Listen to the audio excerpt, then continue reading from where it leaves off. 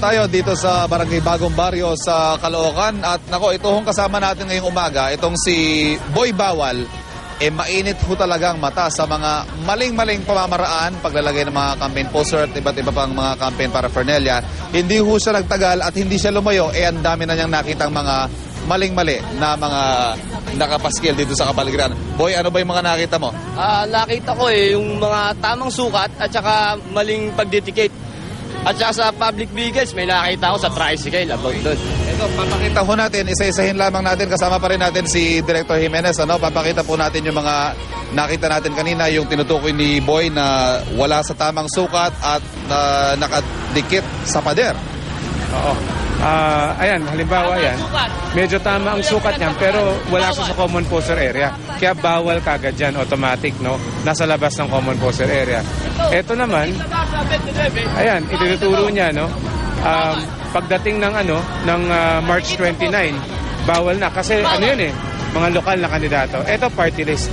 Tapos yan naman, yung sukat, maling-mali, napakalaki. Nakapaskil pa sa poste. Double whammy yun. Oo, double whammy yun.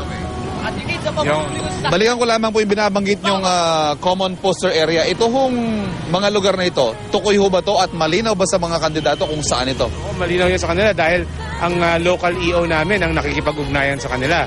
Nakapaskil pa yan sa aming website at sa mga opisina ng EO. Siyempre, kung kandidato ka, dapat kakausapin mo yung EO para malaman mo kung ano yung pwede, ano yung hindi.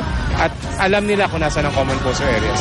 At kanina may tinuturo si Boy na nakalagay ho yata sa tricycle. Ito yung bawal din. Pero common ho ito, ano? Magpapamudmud sila ng mga trapal na parang in the guise of parang sunshade or whatever, pero ito ho ay bawal na campaign material. Lahanan din natin, pati mga vehicle operators, no? Siyempre, kung binigyan kayo sticker lang, huwag nyo naman ilagay sa sasakyan ninyo na pampubliko. Private property, ano ho yung panuntunan pagdating sa paglalagay sa bakuran ninyo o sa puno na nasa loob ng bakuran ninyo? Kung pribadong lugar yan, kailangan lamang may pahintulot ng may-ari. Si Boy, baka may panguling mensahe ka sa mga kandidato natin. Papayo ko lang sa kanila, sa darating na eleksyon, wag na silang gagawa ng bawal dahil pagbabawalan ko sila. Yun. Dapat tama. Maraming salamat, Boy Bawal, at siyempre kay Director James Jimenez ng COMELEC. Maraming salamat po. At yung mga nakita po natin na wala sa ayos yung kanilang mga campaign material, sinusubukan pa rin po natin kunan ng pahayag tungkol sa mga ito. At yan muna ang latest mula dito sa Bagong Baryo, Caloocan. Balik muna tayo sa studio. Salamat, Ivan.